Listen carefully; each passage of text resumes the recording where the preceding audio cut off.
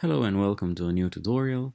Today I will teach you how you can use the instant swap on COINZIX. First you need to have an account on COINZIX, then you need to verify it. Verification can be done here. If you don't have the verification yet, I will leave a link in the description. If you have your account already verified, we can go to the instant swap. Instant swap can be found here on the trade button. Press on instant.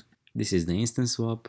Now we are swapping from Bitcoin to USDT. For this example, I want to swap from USDT to Bitcoin, so I will press on these arrows. Here is my available balance. In this box I need to type the amount of USDT I want to use to swap to Bitcoin. If you want to use all of your USDT, press on this button. Now to swap, press on the preview conversion. Here you will see the amount of Bitcoin you will receive. Prices change really fast, so you need to swap quickly. If you didn't swap in time, press a new quote. Here you will see the amount of Bitcoin you will receive and you have 5 seconds to convert it. So let's convert.